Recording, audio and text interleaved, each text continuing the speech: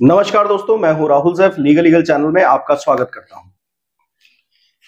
जब भी maintenance case लगता है, एक गर्म हवा आपके दिमाग में भर जाती है और आपको एक डर सा लगने लगता है कि अब मुझे एक झूठी महिला को उसके झूठे केस के बदले बहुत सारा पैसा देना पड़ेगा।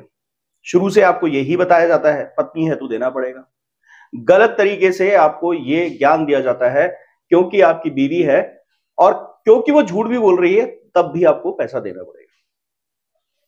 अब बेचारा पति एक तकलीफ को जी रहा होता है कि झूठ बोलकर एक औरत अहंकारी हो गई है और उसके खिलाफ कुछ भी कहीं भी बोले जा रही है और इस सब का नुकसान उसे हर तरह से हो रहा है। नौकरी में हो रहा है, समाज में हो रहा है, दिमाग में हो रहा है, दिल में हो रहा है। हर तरह से उस पर चोट की जा रही है, मगर वो उस औरत को इस बात का परिणाम नहीं भुगता पा रहा है कि उसने गलत किया है। उसने परिवार होते हुए अपना परिवार तोड़ा है और अपने बच्चों की जिंदगी को ताक पे लगा दिया है। खासतौर से आप तो दांव पे हैं ही। तो क्या इसका कोई समाधान है कि ऐसी झूठी महिला को मेंटेनेंस लेने से रोका जा सकता है, तब जबकि वो झूठ बोल रही है? वरना हर पत्नी अपने पति से मेंटेनेंस का हकदार होती है तब तक जब वो रियल में पत्नी धर्म निभा रही है। पर अगर वो झूठ बोल रही है, गलत कर रही है, तो इसका विरोध किया जाना चाहिए और आपके अंदर इस चीज का हौसला होना चाहिए कि इस तरह की व्यवस्था के आगे आप गर्दन झुकाकर ना बैठ जाए। लड़ें और तब तक लड़ें जब तक कि अंत में जाके आपको आपके हिसाब का परिणाम ना मिल जाए। आज का वीडियो इसी परिणाम को एक अनजान तक पहुंचाने की कोशिश करेगा और आप भी कोशिश कीजिएगा कि इसको पूरा देखकर अपने लिए कुछ राहत निकाल सके, बल्कि ज्यादा राहत निकाल सके। तो दोस्तों, इसीलिए हम कहते हैं कि आप एजुकेटेड रहिए। एजुकेटेड होने से आप नेगेटिव थॉट से बाहर आते हैं। गलत राय आपके दिमाग में नहीं घुस पाती है क्योंकि आपने देख लिया है, पढ़ लिया है, समझ लिया है। तब आप एक बेहतर निर्णय पे आ सकते हैं। हम भी इसके लिए कुछ कोर्सेज चलाते हैं। हमारे पास क्रैश कोर्सेज हैं जो कि एक तरीके से प्री रिकॉर्डेड वर्जन है। जब ये प्री रिकॉर्डेड वर्जन आप देखते हैं तो आप खुद अपनी तैयारी उसको देख के कर सकते हैं, वहां अच्छे सॉल्यूशंस मिलते हैं। अगर आप इस वक्त चाहते हैं कि मैं और मेरी टीम जुड़कर आपके साथ आपके केस के अंदर एक लीगल असिस्टेंस प्रॉपर्ली प्रोवाइड कराएं, तो उसके लिए मेन कोर्स है और उसके अंदर जो अब तक परिणाम रहे हैं वो सफल रहे, अच्छे रहे। लोग जल्दी अपने केसेस को ड्राइव कर पाते हैं, लंबा ज्यादा नहीं चलने देते हैं और कंट्रोल में रहते हैं और कॉन्फिडेंट बहुत रहते हैं अपने केस को लेके कि परिणाम उनके ही पक्ष में आएगा। काफी लोगों ने इससे राहत पा भी ली है और कुछ लोग अब अपने केसेस में बेहतर कर पा रहे हैं। आप भी अगर ऐसा चाहते हैं तो दिए गए व्हाट्सएप नंबर पे मैसेज डालिएगा, डिटेल लीजिएगा और ज्वाइन कर सकते हैं। आप किसी कानूनी समस्या का समाधान मुझसे चाहते हैं तो आप यहाँ पे व्हाट्सएप नंबर पे अपॉइंटमेंट लीजिए। दिए हुए टाइम पर आपको मेरा फोन आएगा और समाधान किया जाएगा। आज का मुद्दा डिस्कस करते हैं। देखिए, सबसे जरूरी बात यह है, आपका पैसा खून पे से पसीने की कमाई से कमाया हुआ पैसा है। यह ऐसा पैसा नहीं है कि कोई भी झूठ बोलकर आपसे एक तरीके से आपका आर्थिक शोषण कर सकता है, मनी एक्सटॉर्शन कर सकता है। अक्सर ये चीज देखने को पाई जाती है लोअर कोर्ट्स के अंदर, फैमिली कोर्ट्स के अंदर, कि पत्नी का पक्ष मजबूत रख कर दिया जाता है। प्रैक्टिस में भी ये चीजें कई लोग सलाहकार के रूप में गलत सलाह दे देते हैं कि हाँ वो पत्नी है तो आपसे मेंटेनेंस ले सकती है। ऐसा कुछ नहीं है। कानून अपने प्रावधानों से चलता है। कानून के प्रावधान गलत नहीं होते हैं। कानून में जब बात कही गई है कि वो साबित करेगी और वो बताएगी कोर्ट को कि वो गलत है। मगर आपके साथ अगर ऐसा हो रहा है कि आपके खिलाफ मेंटेनेंस केस का ऑर्डर हो गया है तब भी, और अगर आप अभी सिर्फ फेस कर रहे हैं केस को, अभी आप केस के बीच में हैं या केस शुरू हुआ है, तो ऐसी सूरत में दोनों सॉल्यूशन मैं आपको प्रोवाइड कराऊंगा। पहले ये समझ लेते हैं कि जिनका केस शुरू हुआ है या बीच में है, तो सबसे शुरुआत में आप सारे एविडेंसेस अपनी बीवी के खिलाफ देना शुरू कीजिए, क्योंकि वो बिना एविडेंस के ही झूठ बोल रही होगी। क्योंकि जब एविडेंस नहीं है तो झूठ बोल रही है और उसके अंदर जो भी चीज वो बढ़ा चढ़ा के लिख रही है, आप व्याभिचारी हो, शराब पीते हो, बहुत सारे भोग विलास वाले आदमी हो, अय्याश आदमी हो, आपके बारे में जो मनगढ़ंत बात हो सकती है वो लिख रही हो, तो उसका भी पुरजोर विरोध कीजिए। इससे रिलेटेड मैंने एक वीडियो रिसेंटली बनाया था 340 सीआरपीसी पे। एक इस तरह का केस भी उसके खिलाफ दायर कीजिए। चलते केस में, हाँ बिल्कुल चलते केस में आप दायर कर सकते हैं। उसमें मैंने सोल्यूशन भी दिया हुआ है, आप उसे जरूर देख लीजिएगा। मैं उसका डिस्क्रिप्शन बॉक्स में लिंक भी आपको प्रोवाइड करा दूंगा।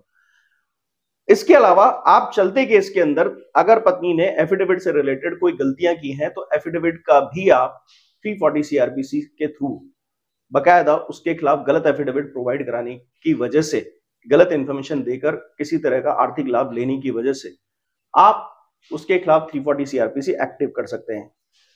अभी सीपीसी में एक रूल भी है कि अगर आपने इस तरह 340 सीआरपीसी चलते केस में एक्टिव कर दिया तो जो चालू केस है, यानी जैसे 125 का केस हो या मेंटेनेंस का कोई भी केस हो, तो उस सूरत में वो ब्लॉक हो जाता है और वो रुक जाता है और 340 सीआरपीसी एक्टिवेट हो जाता है।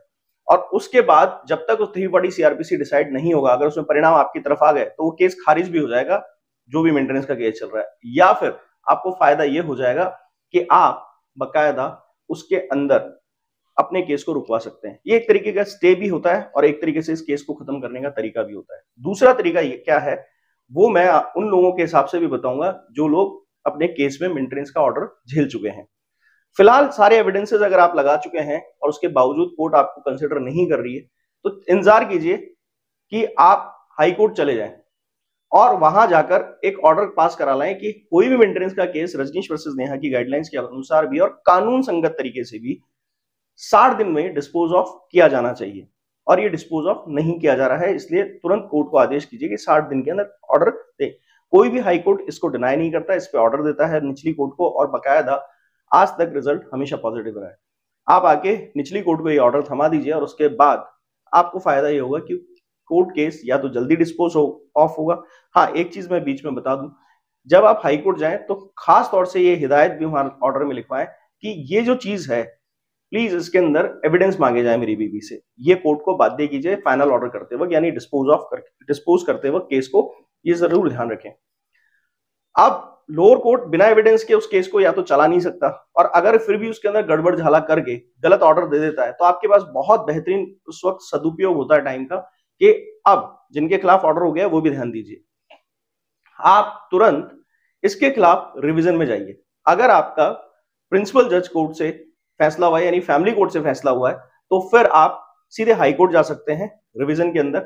और अगर आपके खिलाफ किसी भी तरह का कोई भी ऑर्डर मजिस्ट्रेट कोर्ट से हुआ है तो फिर आप पहले सेशन कोर्ट जाएं और सेशन कोर्ट जाने के बाद फिर आप हाई कोर्ट जा सकते हैं अगर सेशन कोर्ट से भी आपको तसल्ली नहीं मिली।